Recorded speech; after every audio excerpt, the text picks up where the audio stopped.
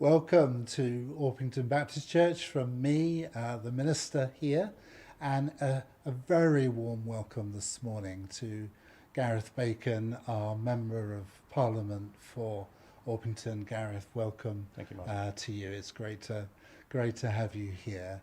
And we're speaking this morning both for Orpington Baptist Church and a wider audience, especially through Churches Together, about lessons from lockdown and things that perhaps our society and nation can learn from what has happened to us these past months. And the first thing that occurs to me, Gareth, about it is gratitude, is appreciation. You know, those Thursday nights when we're all out on our doorsteps applauding the NHS and key workers and other things. That seems something that would be lovely to see continue in the months to come. It would. Do you know the thing it reminded me of?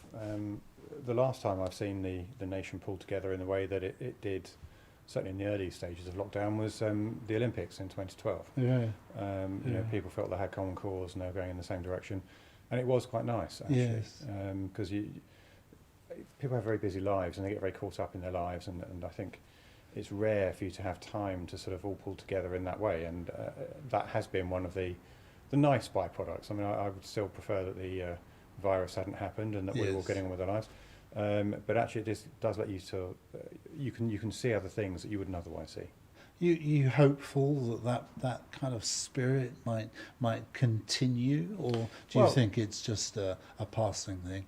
I don't know. I mean, we'll see. I mean, yes, I am hopeful, but I would like the country as fast as possible to get back to where it was, because the future could be very difficult.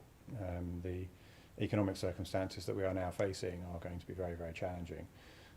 And for quite a large number of people, things are going to change. And hopefully that change will simply be a moment in time rather than a prolonged period of time. But I think we saw the best of many people over the last few weeks. Yes. It drew that out of people, didn't it? And on that as well, another kind of thing that's been highlighted for us in Churches Together is greater compassion in our society, and particularly compassion for the disadvantaged and the vulnerable in our nation. And there has been a great stepping up. We know, because we work closely with Bromley Borough Food Bank here and other Churches Together initiatives in feeding those that are disadvantaged. And that's something that is, well, it's sad that it's had to happen. The demand, for instance, at Bromley Borough Food Bank has shot through the roof. And concern for the vulnerable and disadvantaged in our society must be a good thing for the future. Certainly. I mean, I think one of the great things, you know, one of the great British attributes actually is compassion, isn't it? And I think it's been very moving to see how many people have been wanting to put themselves out to help people they see as less fortunate than themselves. And I mean, I'm doing something on my social media. I've asked for people to nominate Orpington heroes, and these are people that have gone above and beyond, you know, at their own expense to help other people. And the response has been really great. I mean, I think I advertised it last week. I've had over 40 nominations of different people. Sometimes the same person's been nominated multiple times. And that's really, really encouraging to see how much people are prepared to do. So Bromley Council put adverts out for volunteers to help people that were shielding and things like that. And were oversubscribed. The number of people they had shielding was in the region of about 1,000, and they had nearly 5,000 people volunteer to go and help. So they had too many volunteers. Yes. Isn't that nice? I mean, it is great. It's really good. I mean, the hope from people like us is that will say something into government, and that government will take that on board for the future in terms of compassion for the vulnerable. Yeah, I think so. And I think also what's really good is that society is doing a lot of this. Yes. And that is, I'm very keen on that. I mean, David Cameron, when he was Prime Minister, certainly in the early days, used to talk about the big society. Yes, yes. And what we've seen is actually the big society in action. Some people used to sneer at that punchline. Yes. But we've seen people step up, for no reward, just to help Yes. people they see as vulnerable, and I think that's great. Yes. And it too has kind of emphasised for us, whether we've kind of realised it or not, what a global village we live in. Suddenly we realise that this pandemic has spread across the world in a matter of days in some cases, and the interconnections between nations and our societies, it's been remarkable, hasn't it? And if we can turn that to a positive advantage for the future, as I'm sure we have done sometimes in the past, it would be a really good thing. Well, it would, because I think what it's done is it's shown that humanity is just one people. I think it's been an unfortunate byproduct of recent times that people tend to get divided into groups and boxes and, according to points of difference. And actually this virus doesn't really care where you're from. It doesn't care what God you pray to. It doesn't care who you love. It infects everyone. And, how we combat it and how we pull together to get through it, I think has been quite instructive. Yes, I mean, there was some concern expressed actually in this church when we heard the policy coming out that the International Development Department in government was going to be merged with the Foreign Office, because we've always seen the International Development Department as a real friend of this kind of concern for the world. Have you got a feeling about that? Well, that won't change, because the budget for international aid is in law. It won't change. 0.7% of GDP, which at the moment is around about £15 billion. The point of doing it was to streamline what we do in foreign affairs, because on the one hand you had the International Development Department doing something that could be completely at odds with what the Foreign Office was doing, and merging them as one, as the Prime Minister said, one big super department is all about making sure that things are targeted appropriately, rather than the left hand doing one thing and the right hand doing something else.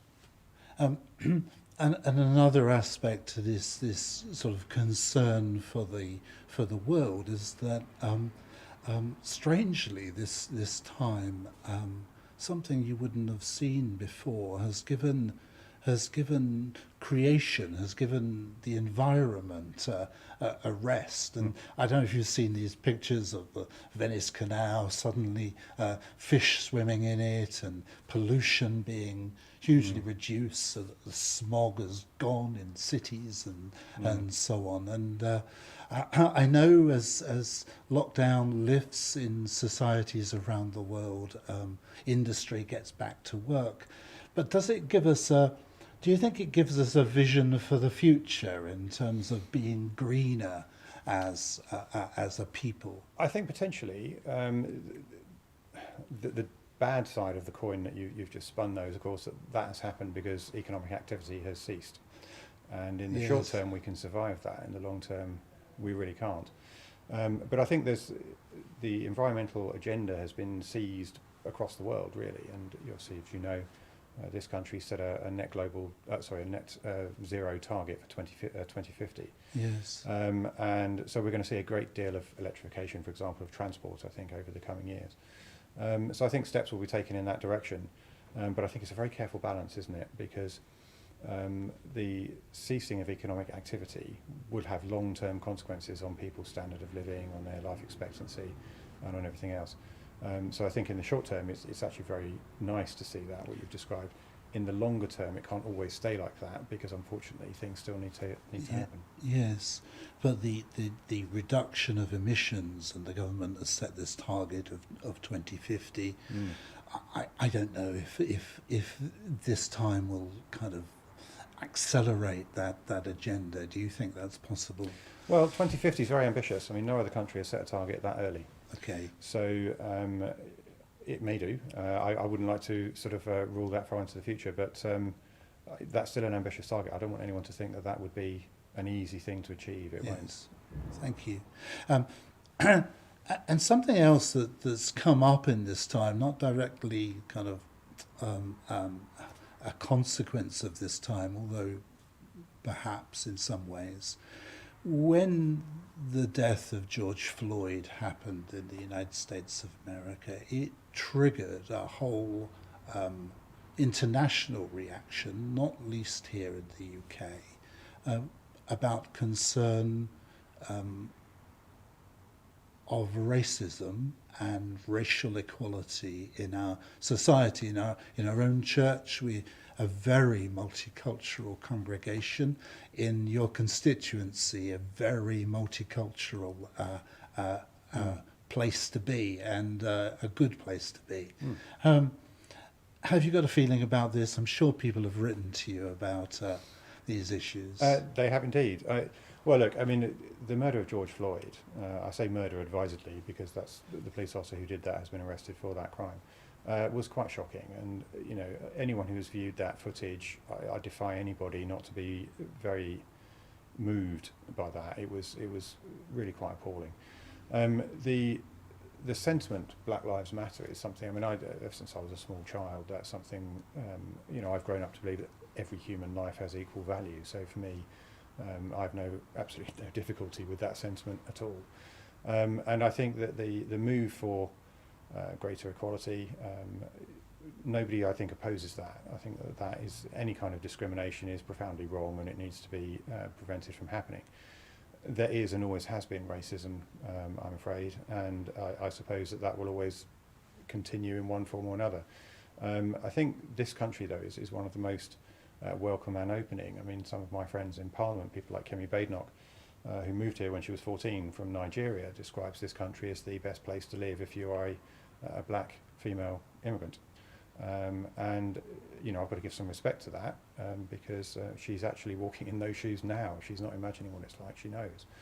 You know, I think we're a great country, we're a very welcoming place, particularly London and the South East. But of course there'll always be more to do, and I think things that we do need to look at is the poverty of so many of our inner city areas, where disproportionately black and minority ethnic people seem to live, so we need to work out ways that we can improve those situations. We need to look at crime levels in those areas as well and make sure that we can do something about that. And we need to create the opportunities for people to live their lives on their own 2 feet. And I think the more we do with things like that, the more progress we make along that road, the better things will be for everybody. Thank you, Gareth. I really appreciate your friendship and your partnership with Churches Together and your support of our community work as well. You do great work. It's not hard to be friends with you, Martin. Thank you, Gareth. And as lockdown eases in our society with the prospect of restaurants, cafes, pubs opening up this weekend, I think perhaps you might have a message for the wider community as well. Well, yes, indeed. What I would say is that I hope people enjoy getting back the freedoms that they have lost over the last few months, but enjoy it responsibly. The virus hasn't gone away. So where we have social distancing, make sure that you observe that. Make sure that you keep washing your hands. If you have to be in close proximity with other people, maybe wear your face masks and things like that. Do enjoy the freedom that is coming back, but really don't abuse it. Yes. Because if it is abused and the virus starts to peak again, we may end up back in lockdown again. And I don't think that anybody really wants to go there. No, indeed. Gareth Bacon, Member of Parliament for Orpington, thank you so much. My pleasure. Thank you, Martin.